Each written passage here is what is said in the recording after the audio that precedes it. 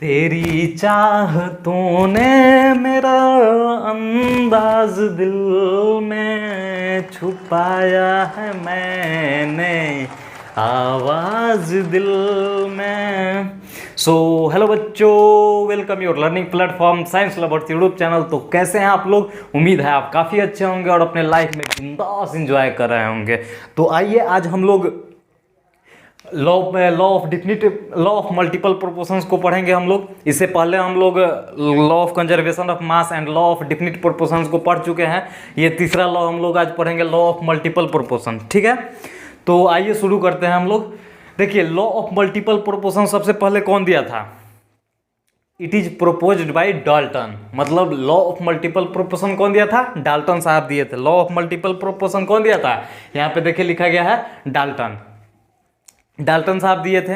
ठीक है, इस चीज़ को आप दिमाग में एकदम बैठा लेंगे ताकि आप आने वाले कोई भी अगर आपकी वैकेंसी, अगर आप जनरल कंपटीशन में जाएंगे या आप किसी भी एग्जाम देंगे तो इस टाइप का क्वेश्चंस आपको मिल ही जाएगा कि लॉ ऑफ डिफिनिट प्रोपोर्शन या लॉ ऑफ मल्टीपल प्रोपोर्शन कौन दिया था, कौन प्रपोज्ड किया था। ठीक है, तो ये सब चीज़ें आपको देखने को मिल जाएंगे। ठीक है, तो इसको आप याद रखेंगे। ठीक है, कि लॉ ऑफ मल्टीपल प्रोपोर्शन कौन दिए थे? डाल्टन साहब दिए थे। ठीक है, अब देखिए, अब ये लॉ क्या है इस चीज को हम लोग समझते हैं। ठीक है, देखिए ये लॉ क्या बोलता है। देखिए, if two elements make more than one compound together the ratio of mass of any element combining with fixed mass of other element is a whole number ratio. देखिए, इसके कहने का क्या मतलब है, इस लॉ का कहने का क्या मतलब होता है। ठीक है, देखिए, अगर दो एलिमेंट मिलके एक से ज्यादा कंपाउंड बनाते हैं, अगर दो एलिमेंट मिलके एक से ज्यादा कंपाउंड बनाते हैं तो उसका जो मास का रेशियो होगा ना, किसी भी दोनों एलिमेंट में किसी भी एलिमेंट का जो मास का रेशियो होगा वो कंबाइन किससे करेगा? Combine with fixed mass of other element. Combine करेगा fixed mass of other element के साथ in a whole number ratio में, मतलब होल नंबर में, पूर्ण संख्या में करेगा, या तो 1 गुना या 2 गुना ऐसे करके करेगा। ठीक है, जैसे मतलब इसको सिंपली मेथड में समझिए तो आप जैसे मतलब एक महिला और एक पुरुष मिलके अगर एक से ज़्यादा बच्चे को पैदा करते हैं, अगर एक महिला और एक पुरुष मिलके एक से ज़्यादा बच्चे पैदा करते हैं, मतलब उसी पर लगभग ये भी बेसिस है। ये सिर्फ एक और एक कंपाउंड जो मतलब जो एलिमेंट मिलके एक कंपाउंड बनाते हैं उसका कोई मतलब इस लॉ से कोई लेना देना नहीं है। ठीक है, मतलब दो एलिमेंट मिलके एक से अधिक कंपाउंड बनाते हैं, उसके लिए ये लॉ ऑफ मल्टीपल प्रोपोर्शंस लागू होता है। ठीक है, तो आइए इसको हम लोग एग्जांपल से बहुत ही बेहतरीन तरीका से समझते हैं इसको। ठीक है, जैसे में आप ले लेंगे एग्जांपल में, जैसे एग्जांपल में आप ले लेंगे कार्बन एंड ऑक्सीजन ले लिए। ठीक है, कार्बन एंड ऑक्सीजन ले लिए। अब देखिए, कार्बन एंड ऑक्सीजन से क्या क्या बनता है, यहां से आप देखेंगे तो कार्बन से एक बनता है, क्या बनता है? CO बनता है, कार्बन मोनोऑक्साइड बनता है, और एक क्या बनता है? CO2 बनता है, कार्बन डाइऑक्साइड बनता है। ठीक है, कार्बन मोनोऑक्साइड और कार्बन डाइऑक्साइड दो को बनता है। ठीक है, यानी दो कंपाउंड ये बनाता है, कार्बन और ऑक्सीजन मिलके दो कंपाउंड बनाता है। ठीक है, कार्बन ऑक्सीजन मिलके दो कंपाउंड बनाता है। अब देखिए, यहां से देखेंगे हम लोग तो ये क्या होगा? 12 ग्राम कार्बन हो जाएगा। ठीक है, और 16 ग्राम ऑक्सीजन हो जाएगा, 16 ग्राम ऑक्सीजन यहाँ पे। ठीक है, देखिए, एक कार्बन इसका वेट कितना होता है? मास 12 ग्राम, और एक ऑक्सीजन है तो यहाँ पे 16 होता है, इसका 16 ग्राम वेट होता है। ठीक उसी प्रकार से यहाँ पे देखेंगे तो यहाँ पे कार्बन कितना है? 1 है। कार्बन कितना है? 1 है, तो इसका वेट कितना हो जाएगा? 12 ग्राम हो जाएगा। 12 ग्राम कार्बन यहाँ पे हो जाएगा, और ऑक्सीजन कितना है? 2 है। 2 तो 16 दूना 32 ग्राम ऑक्सीजन हो जाएगा। देखिए, इस लॉ का क्या पर्पस है, क्या ये कहना चाहता है, इस चीज को हम लोग यहाँ से समझेंगे और बहुत ही ध्यान से आप देखेंगे। ठीक है, जैसे यहाँ पे हम लोग इत्तेफाक से यहाँ पे जो ये एक एलिमेंट है, ये इसका जो मास है ये क्या है? फिक्स्ड है ऑलरेडी, अगर ये से बराबर है, सेम है। जैसे इसका देखिए, कार्बन का देख लिए हम लोग, तो इसका जो मास है ये ऑलरेडी फिक्स्ड है। ठीक है, अगर ये फिक्स नहीं होता, अगर ये यहाँ पे 24 ग्राम होता और यहाँ पे 12 ग्राम, तो इसमें भी हम लोग गुना करके इसको बराबर करते। एक एलिमेंट के मास को हम लोग फिक्स करेंगे, अगर फिक्स है तो यहाँ पे कोई बात ही नहीं है। ठीक है, यहाँ पे एक एलिमेंट का मास ऑलरेडी फिक्स है हम लोग को। ठीक है, तो अब देखिए, देखिए यहां से हम लोग देखेंगे mass of oxygen in CO। ठीक है। देखिए mass of oxygen in carbon monoxide में is to mass of oxygen in CO2, ठीक है, CO2। अब देखिए यहाँ से अगर हम लोग देखेंगे mass of oxygen in CO and mass of oxygen in CO2, यहाँ से अगर हम लोग बात करेंगे तो देखिए CO में ऑक्सीजन का मास कितना है 16 ग्राम है, तो यहाँ पे 16 ग्राम हो गया, ठीक है, कितना हो गया 16। और ऑक्सीजन का वे मास CO2 में कितना है 32 ग्राम है, देखिए यहाँ पे 32 ग्राम है, सॉरी यहाँ पे 3 लिखाया है 32 ग्राम, यहाँ पे कितना है 32 ग्राम है। अब यहाँ से जब कट करेंगे तो 2 यानी 1:2 के रेशियो में आएगा। Oxygen into CO and CO2, oxygen into mass of oxygen in CO, mass of oxygen in CO2 is to कितना आ जाएगा 1:2 के रेशियो में आएगा, ठीक है। ये देखिए 1:2 क्या बता रहा है कि होल नंबर में ये क्या करता है पूर्ण संख्या में, जैसे इसका मतलब हुआ ना कि जैसे ये हमेशा क्या होगा पूर्ण नंबर होगा, होल नंबर में होगा। जैसे आप यहाँ पे ये नहीं कह सकते हैं कि कार्बन जो होगा 1.5 मतलब 1.5 गुना होगा और ऑक्सीजन 3.5, ये कभी भी मतलब डिसिमल में नहीं हो सकता है, हमेशा एक पूर्ण संख्या में होगा, ठीक है, हमेशा होल नंबर में होगा, हमेशा होल नंबर में कंबाइन करता है, ठीक है।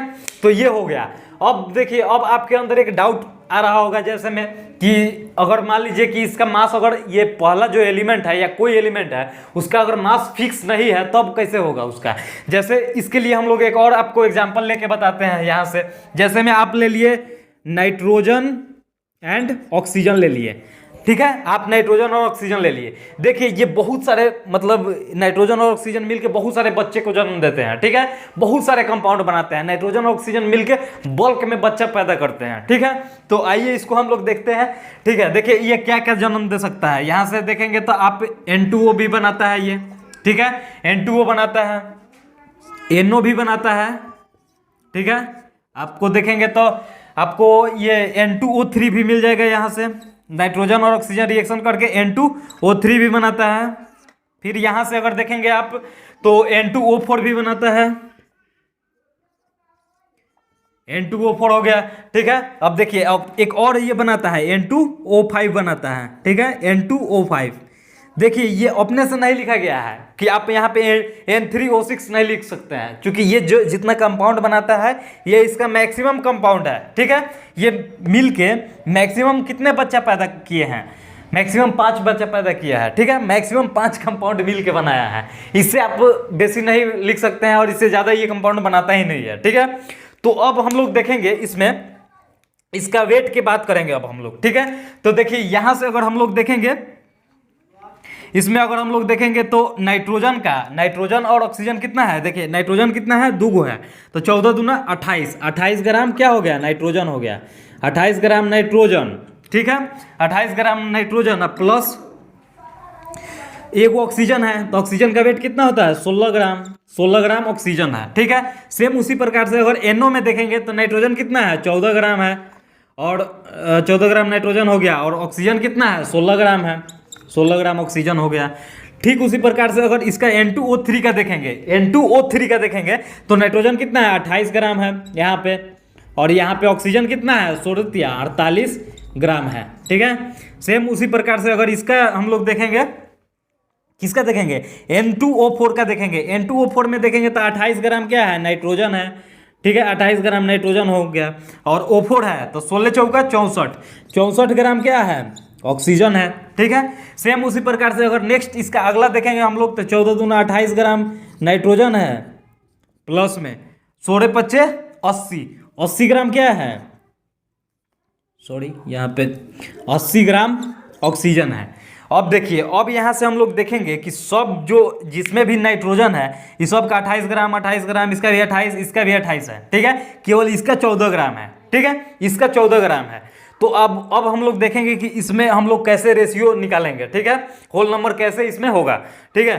तो इस प्रकार का जब भी अगर देख रहे हैं आप मल्टीपल प्रोपोर्शन जिसमें फॉलो कर रहा है तो देखेंगे कि इसमें हम इसको फिक्स करेंगे, पहले किसी एक कंपाउंड किसी भी एक एलिमेंट को क्या करेंगे उसके मास को हम लोग फिक्स कर देंगे, उसके बाद अदर एलिमेंट के मास का रेशियो निकालेंगे, ठीक है। तो देखिए इसमें हम लोग क्या करते हैं, इसमें चुपचाप कुछ नहीं करना है, इसमें 2 से गुना कर देंगे, ठीक है। यहाँ 2 से जब गुना कर दीजिएगा तो ये कितना बनेगा, 14 दूना 28 ग्राम हो गया, 28 ग्राम नाइट्रोजन हो गया, प्लस में 16 दूना 32 ग्राम ऑक्सीजन हो गया। देखिए ये 28 ग्राम और 32 ग्राम हो गया, ठीक है। तो अब देखेंगे कि सब में नाइट्रोजन यहाँ भी 28 हो गया और सब जगह तो 28 ऑलरेडी हिले हैं, तो अब तो हम लोग एक को फिक्स कर सकते हैं ना, एक नाइट्रोजन को हम लोग तो फिक्स कर देंगे, नाइट्रोजन के मास को फिक्स कर देंगे। तो यहाँ से हम लोग देखेंगे इसके हम लोग मास को क्या कर दिए, फिक्स कर दिए, इसके मास को क्या कर दिए, फिक्स कर दिए, नाइट्रोजन के मास को क्या किए हम लोग फिक्स कर दे रहे हैं, ठीक है। तो अब यहाँ से हम लोग देखेंगे हमारे पास जगह कम है तो यहाँ पे हम लोग लिख रहे हैं, ठीक है। जैसे में हम लोग अगर बात करेंगे वेट ऑफ ऑक्सीजन इन किस में, weight of nitrogen in N2O, ठीक है। और देखिए फिर weight of oxygen in NO,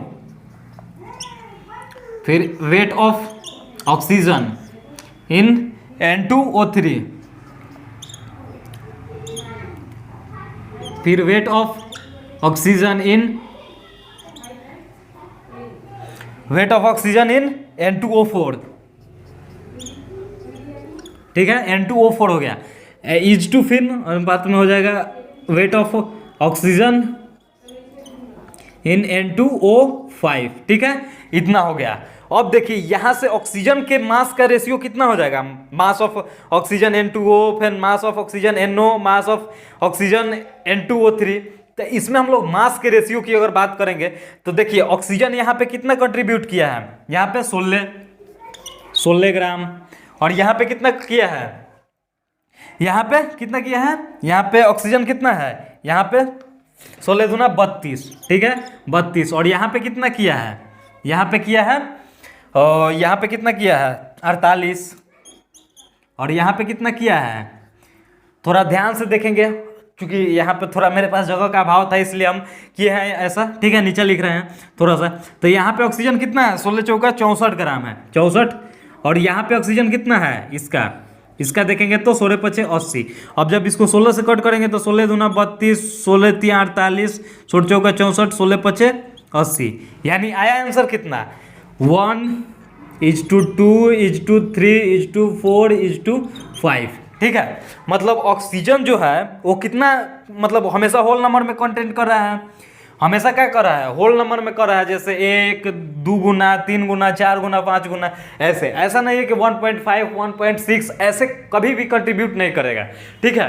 तो यही है लॉ ऑफ मल्टीपल प्रोपोर्शन की, जो भी मतलब अदर एलिमेंट, जैसे एक एलिमेंट को फिक्स कर दिए तो अदर जो एलिमेंट होगा ना हमेशा होल नंबर में उसका जो मास होगा, मास का जो रेशियो होगा वो हमेशा होल नंबर में कंट्रीब्यूट करता है, ठीक है। तो आई होप कि आप लॉ ऑफ मल्टीपल प्रोपोर्शंस को बहुत अच्छे से समझ गए होंगे। अब आते हैं हम लोग इसके नेक्स्ट चीज को, इसके बाद हम लोग गैलुसेक लॉ को पढ़ेंगे, ठीक है, गैलुसेक लॉ को पढ़ेंगे, ठीक है। जैसे देखिए अब इसका लिमिटेशन हम लोग को नहीं करना है, ठीक है, ऐसे इस लिमिटेशन हम लोग को क्लास 11 में पढ़ना भी नहीं है, और इसका लिमिटेशन होता है लेकिन हम लोग क्लास 12 का इसमें कॉन्सेप्ट आता है जो कि आप पढ़ेंगे तो फिर समझ में भी नहीं आएगा, ठीक है। तो इसका लिमिटेशन हम लोग को करना ही नहीं है, ठीक है, इसको हम लोग 12th में करेंगे, ठीक है। अब आते हैं हम लोग गैलुसेक लॉ को पढ़ेंगे, ठीक है। देखिए अगला नेक्स्ट क्या है, Gay-Lussac law of gaseous volumes. देखिए गैलुसेक लॉ, अब ये मत पूछिएगा कि गैलुसेक लॉ कौन दिया था, हमारे गैलुसेक ही साहब थे, वो अपने नाम पे ही गैलुसेक लॉ रखे थे, ठीक है।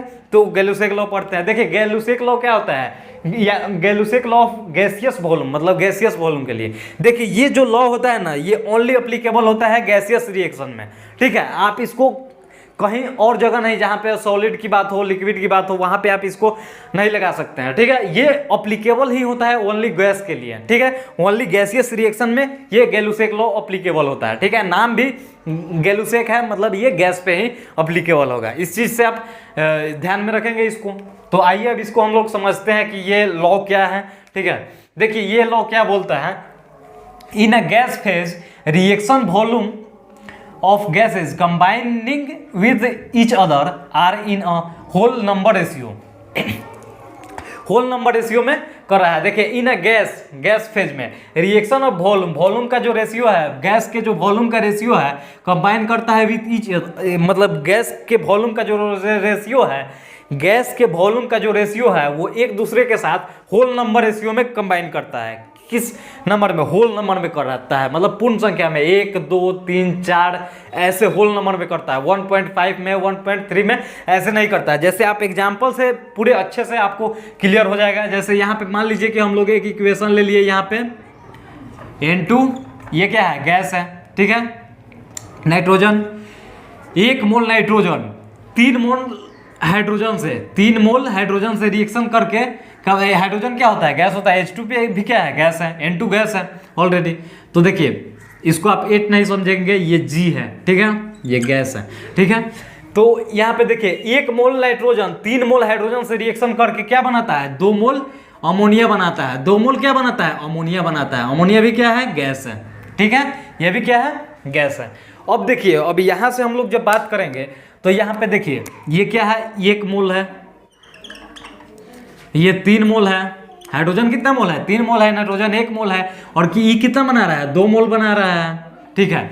अब देखिए यहाँ से हम लोग इसका देखेंगे कि जो इसमें है, जैसे हम लोग आपको पीछे ही आइसोमेट्री में बताए थे, आप लोग को शायद याद होगा कि आप गैस में अगर गैस की बात होगी तो वहाँ पे हम लोग मोल के जगह पे डायरेक्ट वॉल्यूम लिख सकते हैं, ठीक है। ये हमने प्रूफ करके भी बताया था आपको कि गैस के जगह पे डायरेक्ट, गैस में मोल के जगह पे आप वॉल्यूम डायरेक्ट लिख सकते हैं, ठीक है। जैसे ये वाला आपको बताए थे ना, V is directly proportional to mole होता है ना, mole is directly proportional to volume होता है, ठीक है। Mole is directly proportional to volume, ठीक है। तो ये आपको हम लोग पहले इस आइसोमेट्री में पढ़ा चुके हैं, ठीक है। तो यहाँ से हम लोग देखेंगे तो यहाँ पे 1 मोल है, तो यहाँ पे हम लोग 1 लीटर भी लिख सकते हैं। एक मोल के जगह पे 1 लीटर लिख सकते हैं। उसके बाद देखिए यहाँ पे 3 मोल है, तो यहाँ पे 3 लीटर लिख सकते हैं। यहाँ पे हम लोग 3 लीटर लिख सकते हैं। तो अब देखेंगे हम लोग वॉल्यूम ऑफ जो N2 है, नाइट्रोजन का वॉल्यूम इज टू हाइड्रोजन का वॉल्यूम H2 का वॉल्यूम कितना के रेशियो में है। यहाँ पे देखेंगे तो यहाँ पे 1 लीटर, यहाँ पे 3 लीटर, यानी 1:3 के रेशियो में है। तो 1:3 आपको क्या बता रहा है कि ये होल नंबर है, पूर्ण संख्या है। यहाँ पे देखिए ये 1:3, ठीक है। जैसे 1:3 है, अगर यहाँ पे 1.5:3.5 ऐसे नहीं हो सकता है, ये कभी नहीं हो सकता है। ये पूर्ण संख्या नहीं है, होल नंबर नहीं है। मतलब जब भी कोई भी एलिमेंट कंबाइन करेगा ना तो हमेशा होल नंबर में करेगा। किस में करेगा? होल नंबर में। वही चीज ये लॉ बताता है हम लोग को कि इन अ गैस फेज में जो reaction of volume of gases, जो वॉल्यूम का जो गैस के जो वॉल्यूम का एथी है ना, क्या बोलते हैं, reaction of volume of gases combining with each other in a whole number ratio में हमेशा कंबाइन करता है, ठीक है। तो आई होप कि आप इस चीज को समझे होंगे। और यही बात जो कि पहले बताए थे कि ये जो लॉ है ना, ये केवल और केवल गैसियस रिएक्शन के लिए अप्लीकेबल होता है। ये जो लॉ है ये केवल और केवल गैसियस रिएक्शन के लिए अप्लीकेबल होता है। तो इसको हम लोग लिमिटेशन में लिखते हैं, ठीक है। इसका कमी एक ही है कि ये केवल और केवल गैसियस रिएक्शन के लिए अप्लीकेबल होता है, ठीक है। तो वही है आप लोग का लिमिटेशन, जैसे only applicable on gaseous reaction, ठीक है। Only applicable on gaseous reaction, केवल ये गैसियस रिएक्शन पर अप्लीकेबल होता है, ठीक है।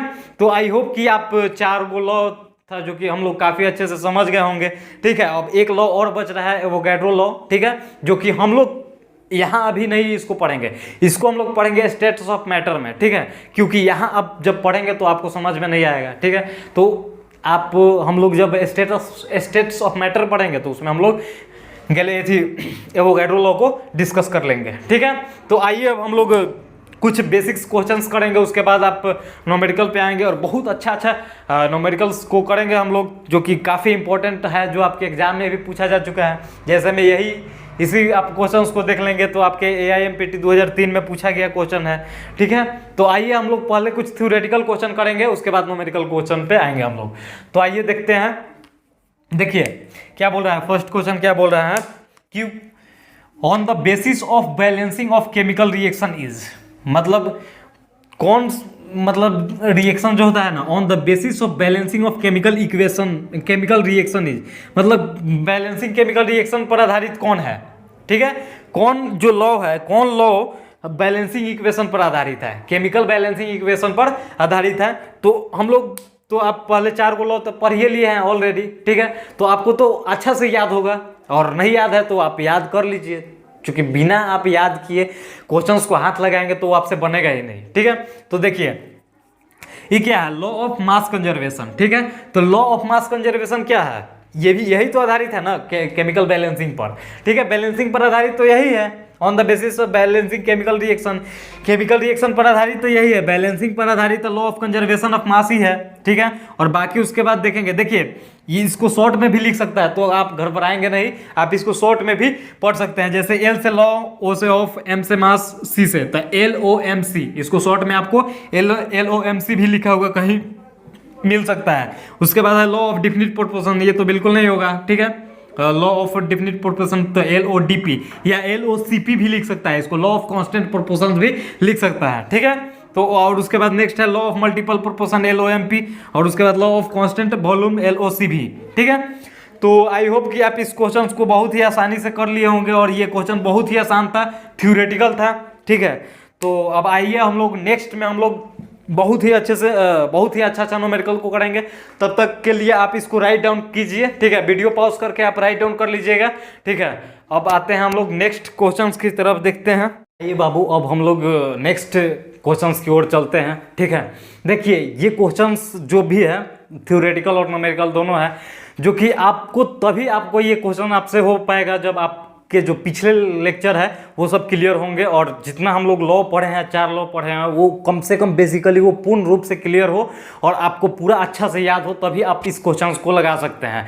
ये काफ़ी इंपॉर्टेंट क्वेश्चन है, आपके प्रीवियस ईयर में पूछा हुआ क्वेश्चन है। तो आइए अब इसको हम लोग शुरू करते हैं।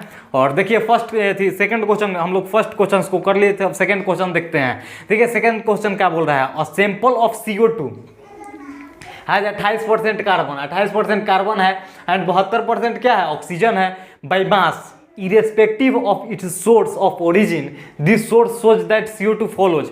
मतलब बोल रहा है ना कि इसमें 28% क्या है, CO2 में जो कार्बन का परसेंटेज है वो कितना है, 28% है, और ऑक्सीजन का कितना परसेंट है, 72% है, by mass irrespective of source of origin this shows of that CO2 follows. मतलब CO2 जो है वो किस लॉ को फॉलो कर रहा है, ये हम लोग को बताना है। ठीक है, तो देखिए इसको हम लोग अगर जोड़ते हैं तो कितना, ये 72 28 कितना हुआ, 100% हो गया, यानी दो ही एलिमेंट कार्बन और ऑक्सीजन की बात कर रहा है। ठीक है, तो देखेंगे आप पहले क्या है, लॉ ऑफ मास कंजर्वेशन। तो मास कंजर्वेशन की तो यहाँ पे बात ही नहीं आएगी ना। देखिए मास कंजर्वेशन का बात कहाँ पे आता है, जहाँ पे मतलब इक्वेशन बैलेंसिंग की बात होती है, और ये नहीं हो पाएगा। ठीक है, और अगला देखेंगे हम लोग LOMP, law of multiple proportion. तो मल्टीपल प्रोपोर्शंस की बात भी नहीं हो रहा है यहाँ पे। ठीक है, क्योंकि ये हम लोग के पास कंपाउंड दिया हुआ है CO2, और इसी के बारे में वो पूछ रहा है कि मतलब 28% ये कंटेंट कर रहा है कार्बन और ऑक्सीजन 72%। तो हम लोग को कौन सा ये फॉलो कर रहा है, तो लॉ ऑफ कांस्टेंट प्रोपोर्शन। मतलब देखिए आप लॉ ऑफ कांस्टेंट प्रोपोर्शन या लॉ ऑफ डिफिनिट प्रोपोर्शंस के मतलब क्या समझते हैं। जैसे हम लोग पिछले क्लास में ये समझे थे कि लॉ ऑफ कांस्टेंट प्रोपोर्शन या लॉ ऑफ डिफिनिट प्रोपोर्शन का मतलब क्या होता है। जैसे आप CO2 का कहीं से भी आप CO2 उठा के लाइएगा, जैसे मान लीजिए कि 10 गो आदमी है, ठीक है, 10 के फेफड़ा से CO2 निकलता है, चूंकि जो गैस जो हम लोग सांस लेते हैं वो ऑक्सीजन लेते हैं, लेकिन जो छोड़ते हैं वो कार्बन डाइऑक्साइड लेते हैं। तो 10 गो आदमी जो छोड़ता है कार्बन डाइऑक्साइड, उसमें सब का जो रेशियो देखेंगे ना, सब का जो मास का परसेंटेज है वो कितना कंटेंस करेगा, 28% कार्बन और 72% ऑक्सीजन कंटेंस करेगा। आपको सब में वही मिलेगा। ठीक है, आपकी वाली भी होगी, उसका भी ऑक्सीजन का परसेंटेज और क्या बोलता है कार्बन का परसेंटेज अलग नहीं हो सकता है, क्योंकि वो भी सजीव है और वो भी एक आदमी ही है। ठीक है, तो दिल पे नहीं लेंगे ज़्यादा। ठीक है, तो मतलब क्या है, मतलब कहने का मतलब क्या है कि जो भी है इसमें कंटेंस जो करता है वो कांस्टेंट होता है, कभी नहीं बदल सकता है। मतलब कहीं से आप कार्बन डाइऑक्साइड उठा के लाइएगा तो वो 28% उसमें कार्बन मिलेगा और 72% ऑक्सीजन मिलेगा। यानी ये किस लॉ को फॉलो कर रहा है, ये फॉलो कर रहा है लॉ ऑफ कांस्टेंट प्रोपोर्शन या लॉ ऑफ डिफिनिट प्रोपोर्शन भी इसको बोलते हैं। शॉर्ट में इसको क्या बोलते हैं, लॉ ऑफ डिफिनिट प्रोपोर्शन। देखिए सबका शॉर्ट टर्म आप याद रखेंगे तब आपको ज़्यादा फायदा होगा, क्योंकि जब तक आप शॉर्ट टर्म नहीं याद रखेंगे तो कौन ठीक है, आप कहीं पे लॉ ऑफ मास कंजर्वेशन भी बोल सकते हैं, लॉ ऑफ मास प्रोपोर्शन चाहे कुछ बोल सकते हैं, लेकिन लॉ ऑफ ये क्या है, मल्टीपल प्रोपोर्शन है, लॉ ऑफ मास कंजर्वेशन ये है। ठीक है, तो आई होप कि फर्स्ट क्वेश्चन को आराम से समझ गए होंगे। अब आते हैं नेक्स्ट क्वेश्चन की तरफ, ठीक है। देखिए नेक्स्ट क्वेश्चन क्या बोलता है, the limitation of LODP law of definite proportion, मतलब इसका लिमिटेशंस क्या है। तो लिमिटेशंस तो आपको हम लोग ऑलरेडी लिखा चुके हैं, 2 लिमिटेशन है और दोनों आपको ऑप्शन में दिखने के लिए मिल ही जाएगा आपको। ये not applicable on isotropic compounds, not applicable on isotropic compounds, ये भी सही है, ठीक है। ये अप्लीकेबल नॉट अप्लीकेबल नहीं होता है आइसोट्रोपिक्स कंपाउंड के लिए। और दूसरा है not applicable when elements combine in same ratio but make different compound,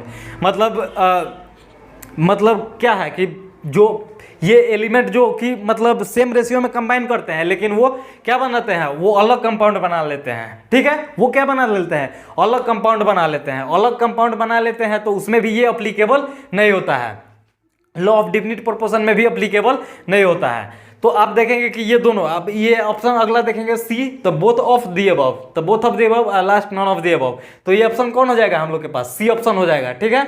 C option both of the above, ये दोनों हम लोग लिखा चुके हैं, हम पहले ही आपको लिखवा चुके हैं लिमिटेशंस में, ठीक है, लॉ ऑफ डिफिनिट प्रोपोर्शन में। तो आई होप कि अगला क्वेश्चंस भी समझ में आ गया होगा। अब आगे देखते हैं हम लोग नेक्स्ट क्वेश्चंस, ठीक है। देखिए which pair of compounds will follow the law of multiple proportion. देखिए लॉ ऑफ मल्टीपल प्रोपोर्शंस मतलब कौन जो पेयर है, कौन pair law of multiple proportions को फॉलो कर रहा है, इसमें हम लोग को बताना है। तो देखिए लॉ ऑफ मल्टीपल प्रोपोर्शंस का मतलब क्या होता है, लॉ ऑफ मल्टीपल प्रोपोर्शंस का एक शॉर्ट ट्रिक है। जैसे देखिए आप जब भी ऑप्शन में देखेंगे ना तो उसमें क्या होना चाहिए, 2 ही एलिमेंट, जैसे हम समझाए थे कि 2 मतलब एक पति और एक पत्नी मिलके कम से कम 1 से ज़्यादा बच्चा पैदा करना चाहिए, 1 से ज़्यादा बच्चा पैदा करना चाहिए। लेकिन क्या है, मतलब औरत और मर्द क्या होना चाहिए, एक ही होना चाहिए, मतलब एक औरत और एक मर्द, मतलब एक लेडीज और एक जेंट्स होना चाहिए, ठीक है। तो आई होप तो उसमें ये आप देखे हैं, तो ठीक है। तो इसमें भी आप देखेंगे ना, यहाँ एलिमेंट की बात होगी तो वैसा ऑप्शन लेंगे जिसमें क्या हो, 2 ही एलिमेंट हो, ठीक है। कोई भी कपल हो या 3 कपल हो, मतलब 3 को मिल के हो या 4 गो हो वहाँ पे, जैसे यहाँ पे आप देख सकते हैं NH3 है, NO2 है, इस पे अगर कोई और कंपाउंड N और O से कुछ होता है तो मतलब नेक्स्ट भी हो सकता था। यहाँ पे 2 ही दिया हुआ है तो हम लोग 2 ही पे बात करेंगे। तो देखेंगे यहाँ पे, देखिए कार्बन एक अलग एलिमेंट है, ऑक्सीजन एलिमेंट है, उसके बाद हाइड्रोजन एलिमेंट है। यहाँ 3 एलिमेंट की बात हो गई। तो 3 एलिमेंट की बात हो गई, मतलब ये क्या है, लॉ ऑफ मल्टीपल प्रोपोर्शंस की बात ही नहीं कर रहा है, क्योंकि उसमें केवल और केवल 2 ही एलिमेंट मिलके बहुत सारे कंपाउंड्स को बनाते थे, ठीक है। तो ये तो गलत हो गया। उसके बाद नेक्स्ट देखेंगे NH3, तो ये नाइट्रोजन, हाइड्रोजन और ऑक्सीजन 3 गो की बात कर रहा है। NO2 है तो यहाँ पे ऑक्सीजन की भी बात कर रहा है। तो यहाँ पे ये देखें तो ये भी गलत है, 3 गो इसमें भी एलिमेंट आ गया। अब देखते हैं नेक्स्ट की बात जब बात करेंगे तो देखिए क्लोरीन है, Cl2 ऑक्सीजन है, फिर Cl2 और ऑक्सीजन है, O3 है और Cl2 है। तो यहाँ पे देखें कि आप इसमें केवल कितना है, 2 ही एलिमेंट है और 2 ही एलिमेंट मिल के 2 कंपाउंड बना रहा है। तो ये किसको फॉलो कर रहा है, लॉ ऑफ मल्टीपल प्रोपोर्शंस को क्या कर रहा है, फॉलो कर रहा है, लॉ ऑफ मल्टीपल प्रोपोर्शन को फॉलो कर रहा है, यानी ऑप्शन नंबर सी हो गया सही। तो आई होप कि इसको भी आप आसानी से समझ चुके होंगे। यहाँ पे आप रिट्रिक में लिख सकते हैं, यहाँ पे लिख सकते हैं, यहाँ पे ट्रिक दे दीजिएगा, आप इसको कॉपी में राइट डाउन कर लीजिएगा कि लॉ ऑफ मल्टीपल प्रोपोर्शंस जो होता है ना, law of multiple proportion, law of multiple proportion में केवल 2 ही एलिमेंट मतलब लॉ ऑफ मल्टीपल प्रोपोर्शन में केवल 2 ही एलिमेंट होते हैं, 2 ही एलिमेंट होते हैं, ठीक है, 2 ही एलिमेंट होते हैं। इस चीज़ को आप लिख लेंगे आप कहीं भी कॉपी में, ठीक है, कहीं पीछे आगे जहाँ मन वहाँ लिख सकते हैं, ठीक है, आप बायोलॉजी के भी कॉपी में लिख सकते हैं। तो आई होप कि इसको समझ चुके होंगे। अब देखते हैं नेक्स्ट हम लोग के पास एक न्यूमेरिकल क्वेश्चन है जो कि काफ़ी ईजी है और बहुत ही आसान है, ठीक है। तो आइए इसको हम लोग समझते हैं। देखिए क्या बोल रहा है, if CaCO3 follows law of constant proportion, मतलब क्या बोल रहा है कि यदि CaCO3 जो है वो फॉलो कर रहा है लॉ ऑफ कांस्टेंट प्रोपोर्शंस को फॉलो कर रहा है, यानी लॉ ऑफ डिफिनिट प्रोपोर्शन को फॉलो कर रहा है, तो क्या बोल रहा है कि of the mass of Ca calcium इन 5 ग्राम, मतलब कैल्शियम का मास क्या है 5 ग्राम है, तो सैंपल ऑफ CaCO3, तो CaCO3 को हम लोग को मास निकालना है, CaCO3 का मास बताना है हम लोग को, sorry 5 gram sample of CaCO3, मतलब CaCO3 का मास दिया है हम लोग को, Ca का क्या बताना है, वेट मतलब मास बताना है हम लोग को, ठीक है। तो आइए अब हम लोग इसको समझते हैं। देखिए यहाँ पे आप लोग को गिवन कर दिया है कैल्शियम कितना परसेंट है, 40% है, कार्बन 12% और ऑक्सीजन 48% है। ये सब को मिलाएंगे तो आप 100% आएगा, ठीक है, 100% आएगा। तो आइए अब हम इसको देखते हैं।